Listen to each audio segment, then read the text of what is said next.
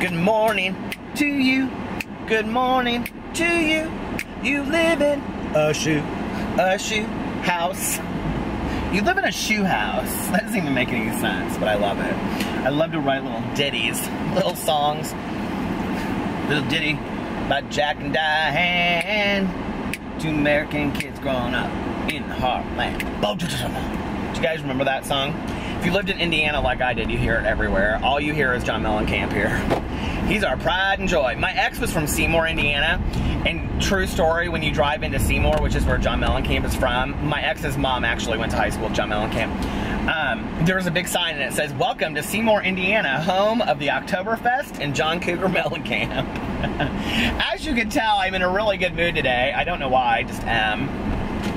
So I will just give you a real quick update. That guy, like right there, looks like a Rue 21 version of Daniel Prada. I was like, is that Daniel Prada? Oh. But anyway, so the first 2 days on my diet, I felt sick as shit. My stomach hurt. I did not feel good.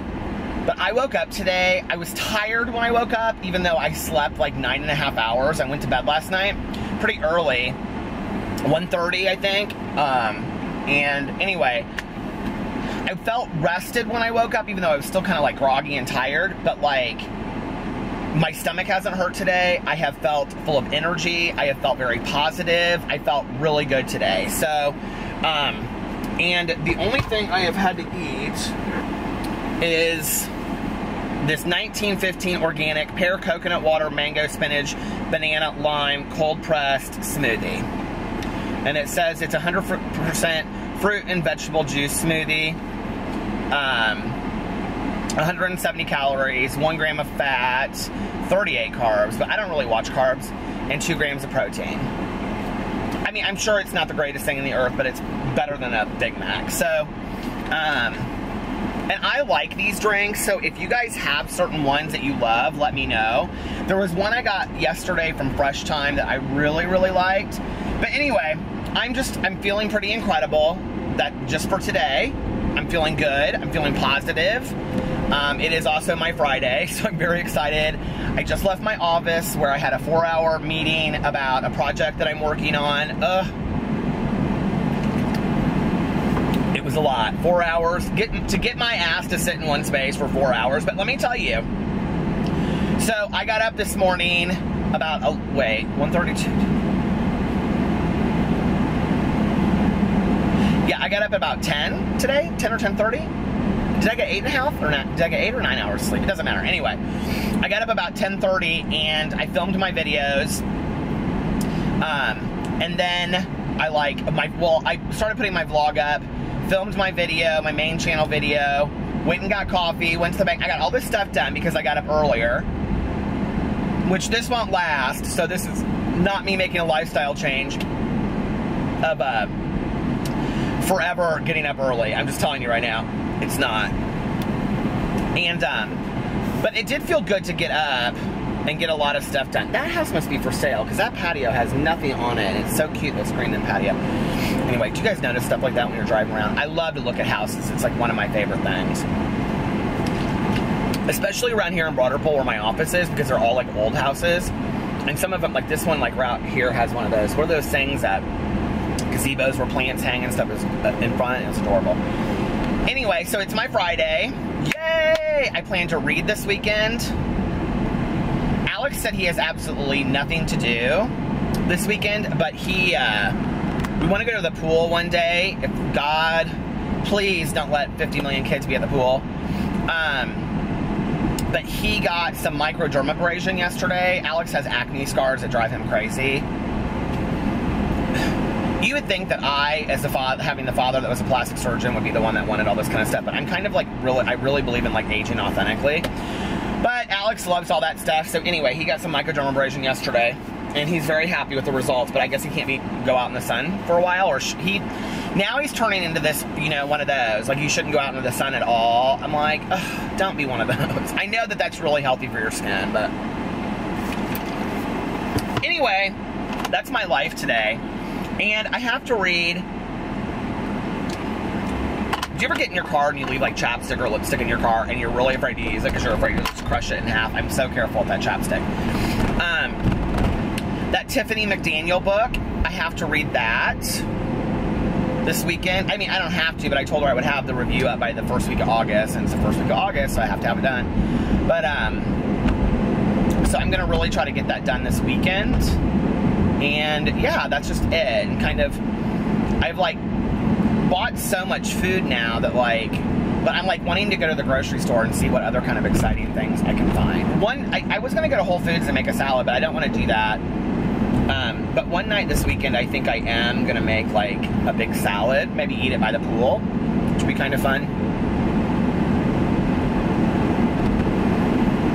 You know, I grew up having a pool. My dad had a pool, and he lives on the lake, and I took all of that for granted. I took like having a pool that I could just go into anytime I wanted, a private pool, you know, living on the lake. I took all of that stuff for granted, and now it's like I constantly wish like I had friends that like had a lake house, or my dad and my stepmom are just really private, so for me to call them up and be like, hey, can we come out to the house? Like, I mean, they would be, well, maybe next weekend on Sunday for 2 hours is how they would be about it. But,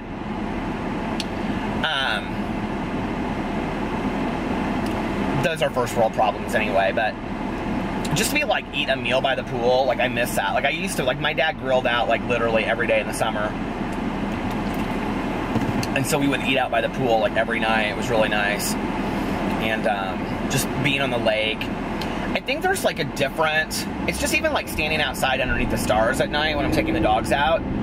There's just a different vibe, you know, like, I don't like, listen, I'm not into hiking and all that, but that may change. You know, I may want to I might want to try some new things. But there's just something about like being on a lake that is just so calming and soothing. I love it. I just love water, you know, the beach, the ocean, the lake, whatever.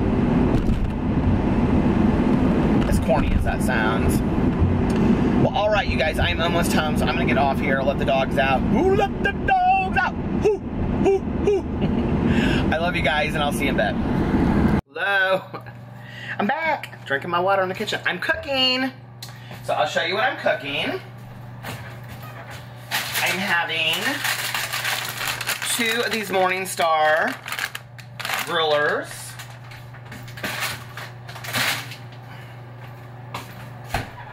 On these whole grain buns. People say they like my buns. Here's the first one. Done. And then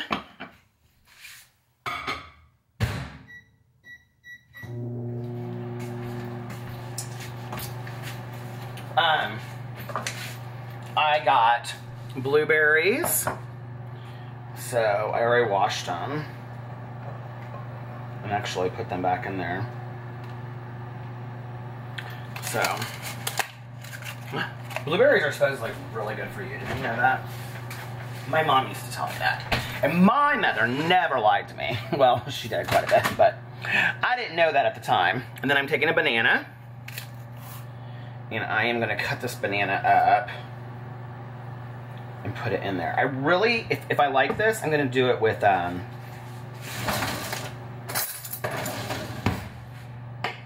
oatmeal tomorrow morning, I think.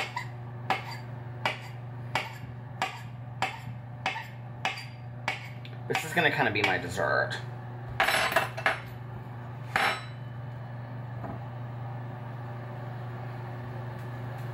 And then just kind of, people say I don't cook. Peter, you don't ever cook.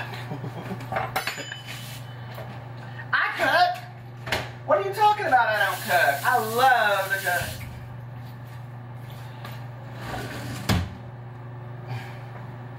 We bought these new towels. Do you guys do this like a year ago and we never use them? So here's my dessert. Nanners.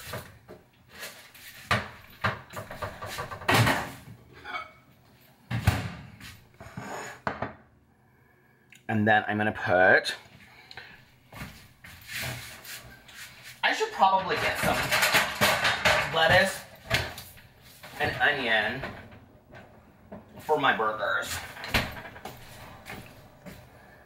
But I'm gonna put a little of this Dijon mustard on, which is like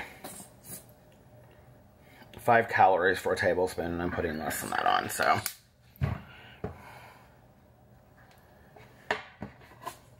Dinner. And then I may have a little hummus, because I have the hummus in the, I need to use this mango salsa before tomorrow, so I'll probably finish that. And you guys are gonna talk to me for a second while I fill these water bottles. Yeah, we tried that yesterday and that didn't work, didn't we? Peter, you always trying new stuff and it just doesn't work. Okay, so, like all these water bottles, there's 5 of them because I drank 5 bottles of water yesterday. And I just finished filming my so-called healthy life video for today. I thought I had done that, but I hadn't. And putting up my main video, I just posted it. And I just love making videos. I can't even tell you guys, like, I don't know what I did before I was like a YouTuber, like a dude with a camera. I mean, I just love making videos and interacting with you guys. Like, I know I say that and people think it's cheesy probably, but I really do. And it's so fun to like check my Twitter and check my Snapchat and come up with video ideas. I'm going to do an original tag video here in a second for BookTube. I'm going to film it in my car. If it turns out the way that I want it to, it's going to be called The World's Laziest Book Tag. And the rule number 1 is that you have to do it from wherever you are. So like in a car or wherever. So, and then it's going to have real funny questions.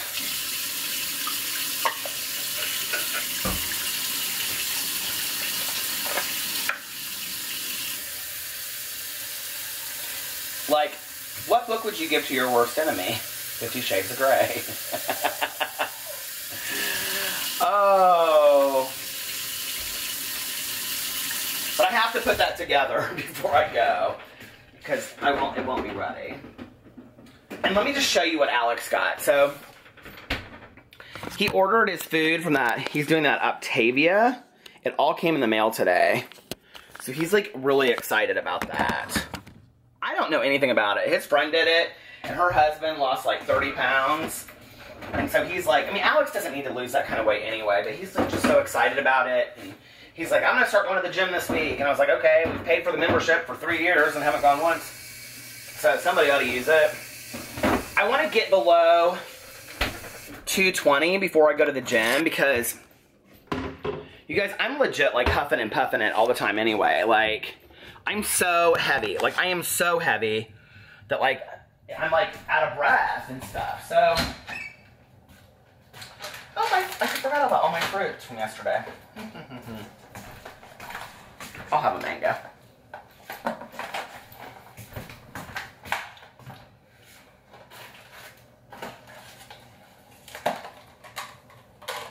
See, this is why I can't have bad treats in the house. I cleaned out this whole pantry. I threw away everything that we hadn't eaten that we didn't need anymore. Here's those little chia treats that I had yesterday. They're so good.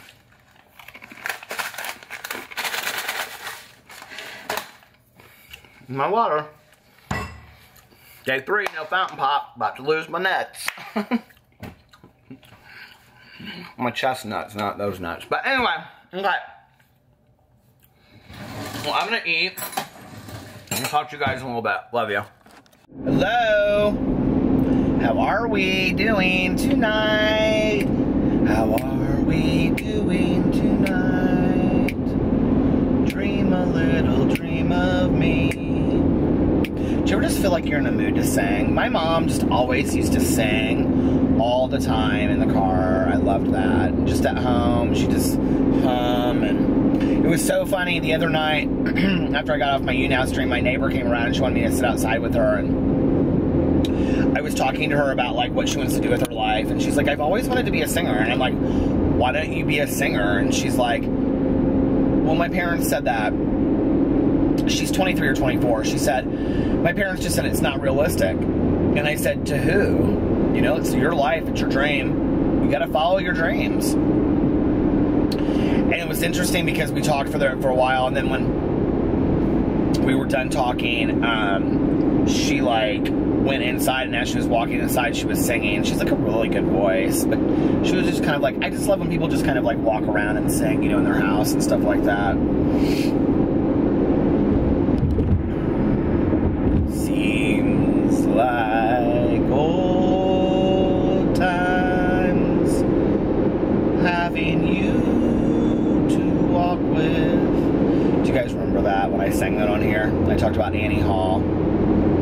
I feel like I want to have a night where I like watch a bunch of like old movies like Annie Hall and like Foul Play, Seems Like Old Times, Rear Window, To Kill a Mockingbird, like all of my like favorite standards. The Thin Man series, Arsenic and Old Lace, all of these movies I used to watch with my mom. I'm like just driving, I drove up and down on the interstate, and I'm just gonna like get off on this exit and take this exit back and take kind of like a different road, so to speak. This takes me into Noblesville, which is a suburb of Indianapolis. What else did my mom and I used to watch when I was a little kid? Oh my God, The Way We Were. I should watch that with Alex. It's like such a sad movie though, isn't it?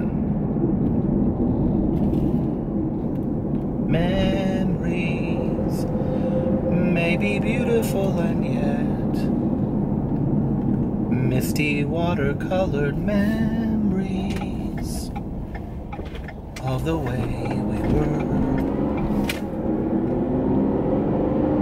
Isn't it weird how much life changes like over time?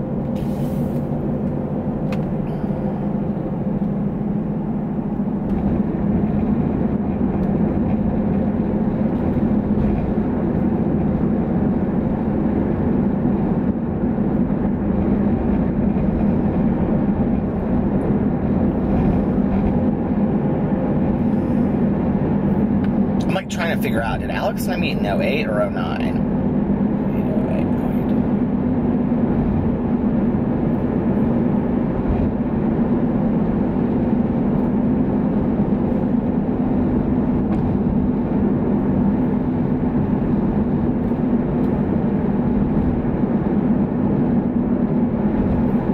We didn't meet in 2010. Hold on a second.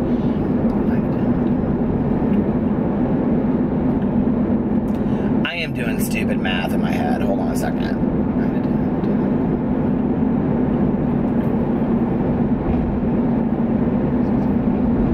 2017. So we met in 08. So my mom passed away in 08. And she passed away in May 14th. And Alex and I met in August, because this will be our 9-year anniversary.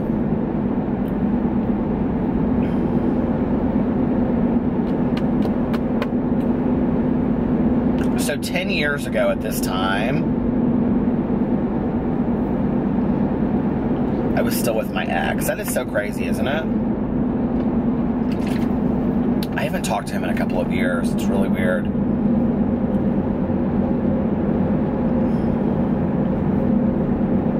I remember, like, when my first ex and I broke up, like, I was going out to bars and clubs a lot, and so I would see him a lot, right? And, because I had a really good friend of mine that ended up moving to Denver, but, my friend was like, we're going out, you need to go out, blah, blah, blah, and that was when I was like, that was actually when I became a vegetarian, and I was like working out really hard and all that kind of stuff the first time, and that was actually like a really good period of my life. That was like 28, 29, those were like 2 really great years for me, because I was like financially secure, I was working in treatment, I hadn't started my practice, so I was basically just working 40, 50 hours a week, but making good money, paying my bills. I could afford my, you know, apartment and all that kind of stuff. And so, like, on the weekend, I loved my job at that time, you know. Like, on the weekends, I worked Tuesday through Saturday, So Saturday, God, it's so funny thinking back to that time. So like Saturday I would get off at like 4, and then I would have Saturday all afternoon and night, Sunday all afternoon and night, and then I was off Monday. I would go back on Tuesday. And so my friend and I, Paul, we would hang out all weekend long together and go out and dance, and you know, I was very Western, vintage Western shirt and old jeans and Chuck Taylors, and I was in really good shape. And it was like a really good time of my, I remember I got up every day and I would eat yogurt and I would do the crossword with a cup of coffee. This is before like Starbucks days. Like, I'm sure Starbucks was it around back then? Did we have coffee shops like Starbucks back then? I don't even remember. But I wasn't going to Starbucks every day. I was like making coffee at home in a coffee pot, and I would like make a pot of coffee. I loved making a pot of coffee. And then I would like eat some yogurt and I would do the crossword, and Paul and I would call each other to see who could get the crossword done fast enough. The Indianapolis Star crossword. I loved it. I'm a big believer that the crossword, like if you do it every day, it makes your brain think faster, because I think it keeps you more like makes you focused and things like that. I really do believe that. Sudoku, any of that kind of stuff. I think that if you do it every day, it like keeps your brain sharp. I don't know why I believe that. I've never read a study. I just believe that. And I can remember like every day I would stop at the gas. God, I can't believe I did this. I was up. I had to be at where I worked at 8 o'clock every morning. I would iron my clothes the night before, and I would get up, take a shower every day, get dressed. I would go stop, get a cup of coffee at the gas station on the way into work, and get a newspaper and take the crossword out of it. I never read the newspaper, I just got it for the crossword. And then I would sit at work. I would get there at like 7:45, always early. I cannot believe I used to get to work at 7:45. Like, that is just insanity to me. How much my life has changed. And some of you right now are like, yeah, that's my life. I'm on my way to work watching this right now. Actually, no, because this is probably going to go up on the weekend, so you wouldn't be. Well, maybe some of you are going to work that early. I did. I had to be at work at 8 o'clock on Saturdays. So if you're on your way to work, hey. But I would always get to work like 15 minutes early, which is so interesting that one of my biggest issues when I left was that I couldn't get to work on time. I was always a half an hour late. It really was because I just didn't want to be there anymore.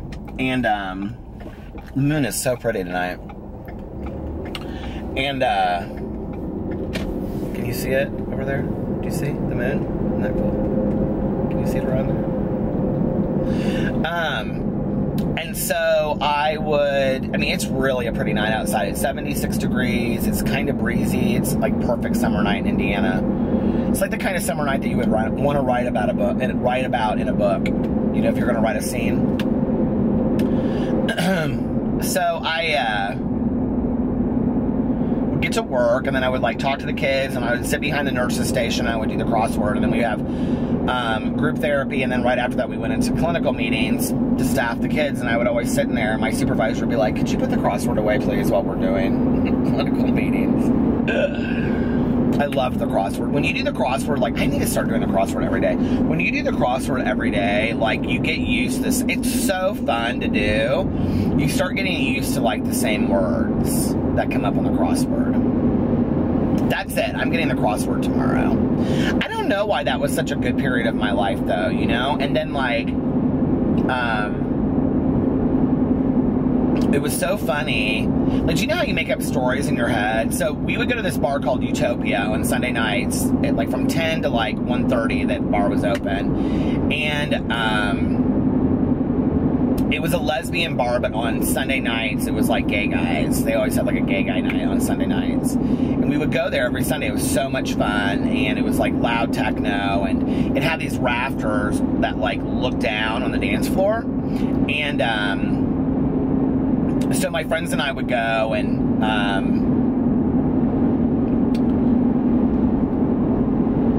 I found out later, this is actually kind of an interesting story, that, I mean, this is really him being a good friend of mine, but like, so I would go home and I would drop Paul off, and then I would go back to my house, and he would be like, okay, I'll see you later, I'm going to bed. And then I found out like 6 months later that he had all these after-hour parties there. And at first I was really hurt. I was like, why did you not ever invite me to your after-hours parties? And he was like, girl, he was like, people are drinking till all hours of the night. You know, they're like smoking weed. He was like, I know you don't want to be part of that. He was like, blah, blah, blah. So, I mean, he really kind of kept me. I had so many friends. Like, I mean, I had at that time been sober for 6-7 years, but like, he respected it enough to know that I wasn't going to want to sit around somebody's apartment while they all got stone drunk. You know what I mean? And, so anyway, I didn't really care. It didn't bother me, but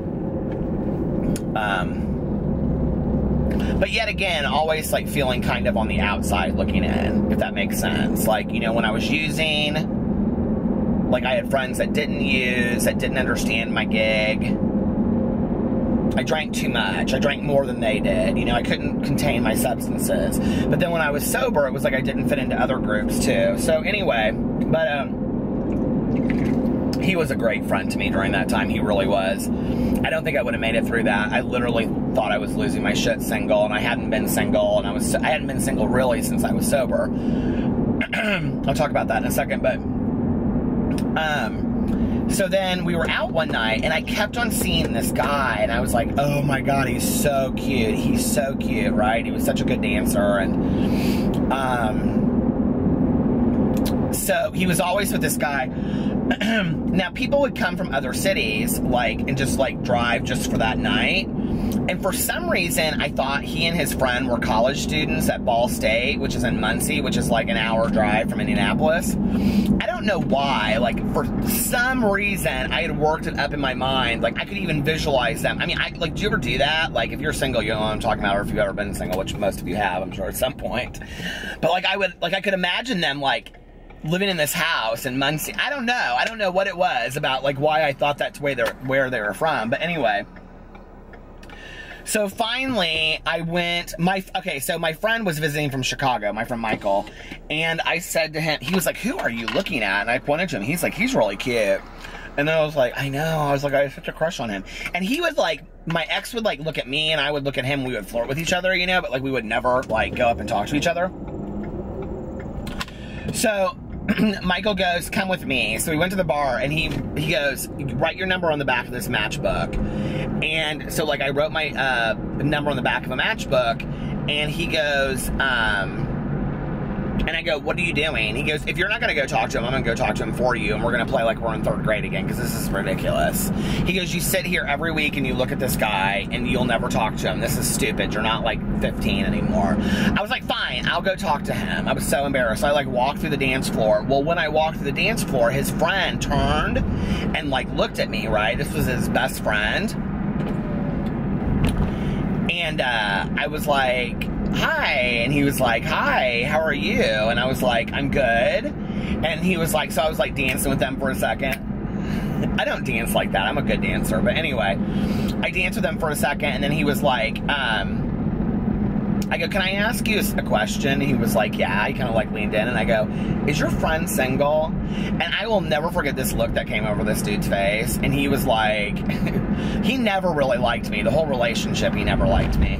But he was like, yeah. And he just like turned, and like my ex like was standing there. And I said to him, I go, I said, are you single?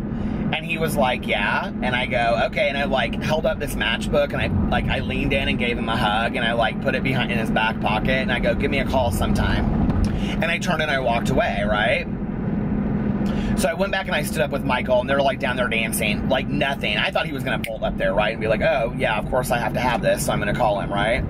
Well, what I found out later was that his best friend had a crush on me. Like they had been watching me because his best friend had a crush on me and wanted to go out with me. Isn't that so funny? And I felt so bad about it.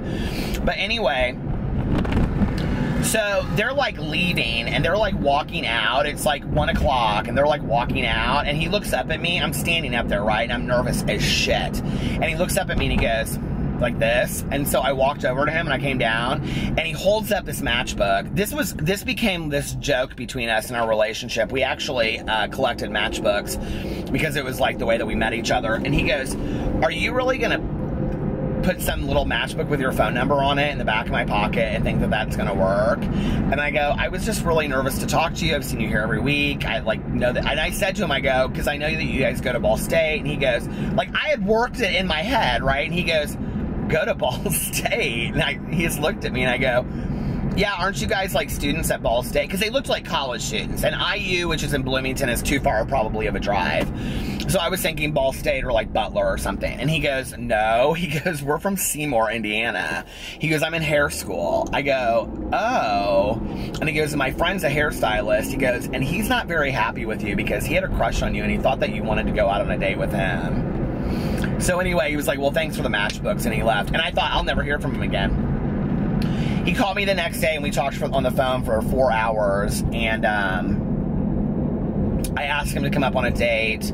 That was on a Monday. He came up on that Wednesday, and it was like literally magic from the word go. And you know, like our relationship was really, really good. Like that first year was like incredible, and he lived in Seymour and I lived in Indianapolis, and I would drive down there every Wednesday. I mean, we had some shit that happened. There were some periods where like I pulled that shit on him that I should never have pulled, where I said, oh, like, okay, one night we were, I think I've talked about this actually, he came up that Wednesday, and then, we went on a date, and then he came up the following weekend.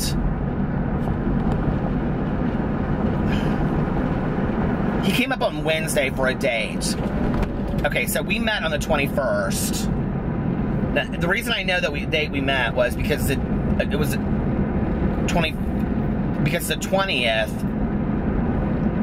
I had a patient that I worked very, very close with, and I was on call that Saturday, and when I left work, his mom called me and said, I can talk about this, it's public knowledge, they talk about it all the time, Dad's written a book, I've spoken with them all over the state. The mom called me and said, I need you to come to the hospital. And I said, what's going on? And she said, David was huffing computer duster. He was diving into a pool to intoxicate to intense the rush.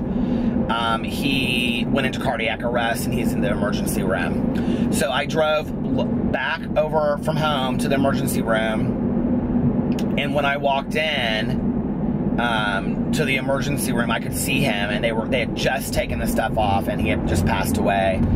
And his mom came out, and she looked at me, and she said it just was, his addiction was too strong. He couldn't make it.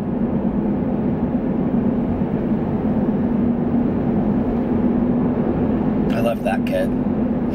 His parents are just pearls of the earth, you know. And he died of sudden sniffing death syndrome.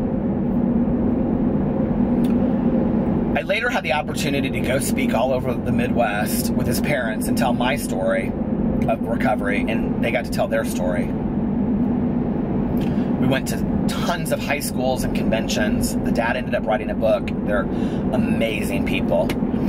And, but that Sunday, the next day, I stood in that bar and I thought to myself, David doesn't have the opportunity to dance or to ask somebody out. He had several girls that he liked. And I thought if he can't do it, then I can do this for him. Life's too short. So anyway, that was how I met my ex. And then we went on a date that Wednesday, came up, and then that weekend I had tickets to go for my birthday. Oh, I told him too. We were standing outside after the bar, and he had this rainbow sticker on the back of his car. I'm not a lover of rainbow stickers, okay? No offense, but I just don't love the rainbow stuff. And I said to him, yeah, I said, I might date you. I said, but you'd have to get rid of that rainbow sticker first. Jokingly, I said it, right? It was this long rainbow sticker. And, so that Saturday, my best friend, Judy Craig, hey Craig, who I've known since I was 19 years old, that's a whole other story, but he and I had tickets to go see Leonard Skinner, and I think it was Farm Aid. Was it just Leonard Skinner or was it Farm Aid? I can't remember. And I think it was just Leonard Skinner that night, and Ted Nugent. And so we went, and when I came back, I was like really big into the beaded necklaces, like the wooded beaded necklaces. On my door, was this really cool box, this wooden box that had like 30 wooded beaded necklaces inside of it. This ginormous bouquet of flowers, and tied around all of it was that red flag ribbon. And that was it, you know. It's interesting because one night I was going through my jewelry box at home, like at Alex and I's house, and my ex and I he had bought us one year these, okay, here's a really weird story. Well, it doesn't matter. Anyway, he had bought us one year for Christmas keychains, or dog chains, dog tags, that mine said his name with the date that we met, and his said my name with the date that we had met. And like, I had really in my head, when people would say like, how long did you guys date? I would say, oh, 10 years. I would say almost 10 years, right? And I looked at the date on there, and I thought about when my mother had passed away and when we had broken up. And I thought to myself, I was like, now y'all know I don't got my glasses on, so I can't do math. I was like, we were not together any 10 years. We weren't even close. We were together just short of 6.5 years. And I thought to myself, the first year was magic. The second year he moved to Indianapolis, and it was really good. The third and fourth year fucking sucked. And the fifth and sixth year were horrible. Like, it was all, we just were done. So really, the relationship that I painted up to be this magic was really shit. It was really good the first 2 years. And I think he and I had become such good friends over time. Like, we were really, he was my best friend. He's one of the best friends I've ever had in my entire life. I love him. He is a good person. But we were never meant to be in a relationship. That first 2 years, though, was amazing. I've said often that I think that if we had gotten in counseling 3 or 4 years before, that we could have maybe made it, and I do believe that, but like, there had just been so much stuff that had happened between us at that point, you know, that I just think it was just, it wasn't pretty, you know what I mean? And, I don't know. He's a good guy, I wish him the best. There was another story I was going to tell in there. And then with Alex, that was so hilarious. I was out with another good friend of mine, and we were at this bar, my friend Annie, we were at this bar in Talbot Street in Indianapolis, which has since closed. And so I've met all three of the first one I met at Halloween at a drag show at this bar called the Metro in Indianapolis, which still exists. And his brother was gay too. His brother passed away, but his brother was gay too. And I knew his brother's boyfriend, like I knew them kind of. And so my friend Krista and I were out, and he had brought his brother out for the first time with a fake ID. His brother was 19 when I met him, and I was 22. Oh, I know what I was going to say.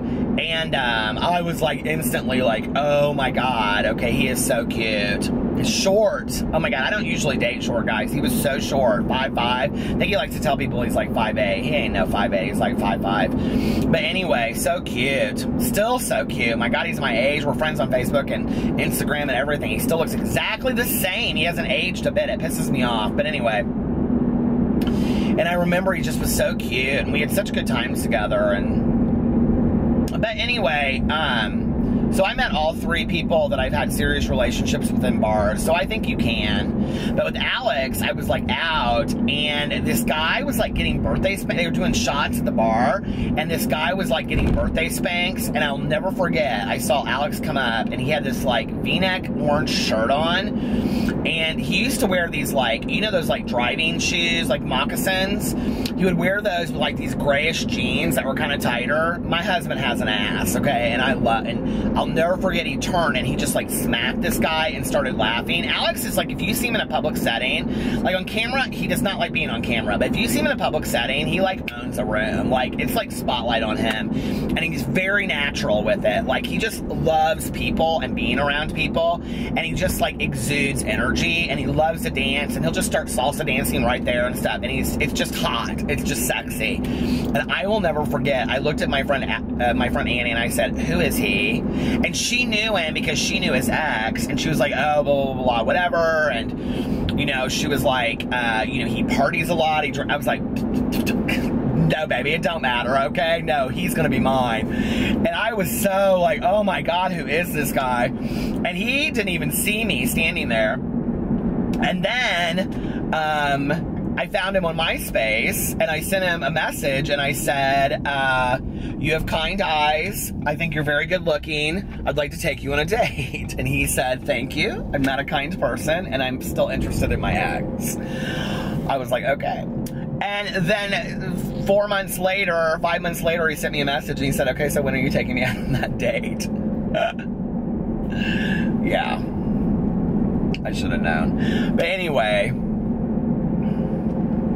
Alex and I have by far had the most up and down relationship that has had the most crazy shit happen into it. But at the end of the day, have each other's asses 100%. Like, you know, I cannot say that the man is my best friend. I can't. And he would not say that I'm his best friend. And I don't know that I think that that's always important in relationships. I've really had to evaluate that a lot. And I know there's probably a lot of people out there that are like, well, you're supposed to be best friends with your... I don't know. You know, like, I got a best friend. And there are things that she and I talk about. And then there are things that I talk about with my husband. And different relationships serve different purposes in our life. And I think the problem with my first two relationships was that they were my best friends. And over time, they became too much like a best friend. And I don't want to fuck my best friend, you know? And it became a problem over time. And with Alex and I, it's like... I mean, we have had some fights. Never physical. We've never had a physical fight. I wouldn't stay if I did. And I know he wouldn't either. He would have beat my ass anyway. He's got two brothers. But we've never had a physical fight. But we've had words. We've had some serious words. We have a really good friend of ours that was like his best friend when we met. We put that poor boy through so much trouble. He lives in New York now. But we put him through so much trouble our first year because, like, we would be on our way home, and he would be basically third wheel, though I never felt that way. And he would be in the middle of all of these arguments, and it just was not pretty, you know?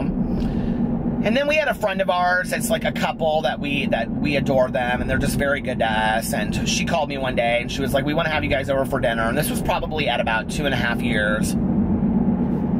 We went over there for dinner, and they cooked us dinner, and it was just the four of us, and it's just, I was like, did you guys want to, like, this feels like you guys want to have some kind of conversation with us, and they were like, we do, and we just want to tell you that, you know, for us, our first 3 years were toxic. Our first 3 years of our relationship were really, really hard, but if you can make it through the first 3 years, you can make it through anything, and we wanted you to hear that because we're really invested in you guys. You guys are a super neat couple. We love you. You know, you are going to be great for each other down the road, and you just have to realize that you have to weather the storm. You can't give up. And then it's so true. It's so true.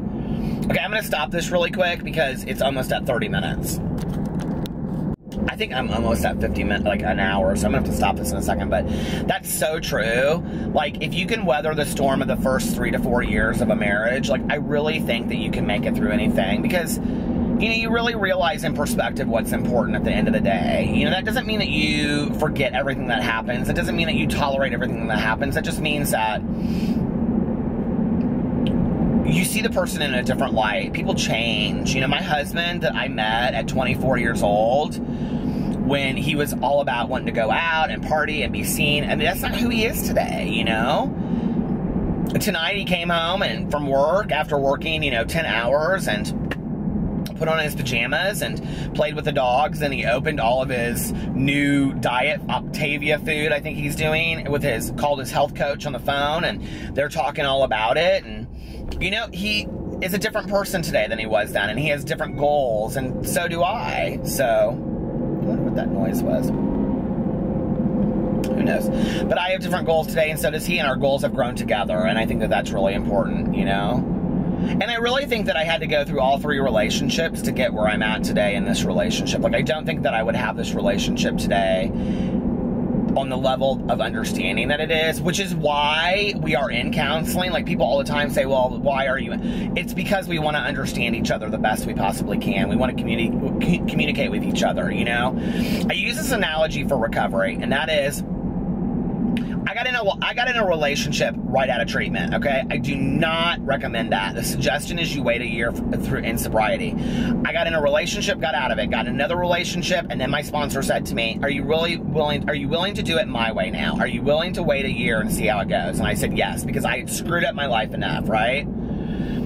And then I did. I waited, I think it was like 10.5 months before I mean, come on. Anyway, but I am a stickler about that. Like, I think that you wait a year. And part of it is you have nothing to give. But the other part is, if you're building a house, okay, a boyfriend, the career of your dreams, you know, whatever. All of those things are like the paint, the flower garden, the pool, the curtains to a house, okay? You don't build a house and think about those things first. You build a house and you think about, I need to have a strong foundation to have the best house possible. Well, I think a lot of times Alex and I focused a lot on the pool, the curtains, the flower pots, when maybe we should have been focusing a little bit more on the foundation. And that's really what we're doing in marriage counseling now, is looking at rebuilding the foundation of our house, of, you know, how can we communicate best with each other so that we understand each other, we hear each other, we listen, we don't hurt each other's, you know, feelings. Like, if him just saying to me, like, this was a huge issue, like, back in the day, he'd say, like, I'm going over to my mom's house for dinner tonight, and I'd be like, with my family, I'd be like, okay, I'm really tired, babe, I don't really want to go. Well, that took 6 months before he finally looked at me one day, and he said, you know, it kind of hurts my feelings that you don't ever come over to my family's. I said, I come over there all the time. He goes, no, you don't. I ask you all the time. You might come once every third time. Well, I needed to take a look at that. I needed to take a look at where I was, you know, what shortage was I giving, you know, the same way. And it's like in our communication, we both escalate very quickly. And it's taking a look at that when we escalate, the other person shuts down and doesn't listen. And so it's relearning how to have a strong foundation for our marriage so that our marriage can last 20, 30, 50 years, you know, instead of just ignoring those things and acting like they don't happen. But had I not been through all of those relationships, the ups, the downs, the goods, the bads, all of that kind of stuff, you take the good, you take the bad, you take it all, and then you have the facts of life. If I hadn't been through all of that stuff, I really don't think that our marriage would be where it's at today. Because I think I had to go through all that shit to be the person I am today. I really believe that. I am such a hardcore believer that you have to turn your wounds into wisdom. I am such a believer that I had to go through every drug, alcohol, bullshit in my life to get to the point where my sobriety is that important to me. You know, and financial messes. Well, I've had my share of financial messes in my life, you know, or all of it. It just started pouring. Did you hear that? So I think, you know, life is a constant learning experience. I'm really afraid that this video is going to go too long, so I'm going to get off here now. But I hope that was kind of interesting to you guys, me talking about my I've only really had 3 major relationships. I've had other relationships in there, but they were shorter. You know, I wouldn't say they were as serious or as committed. So, anyway, I love you guys, and thank God it's Friday. I'll talk to you tomorrow. Bye.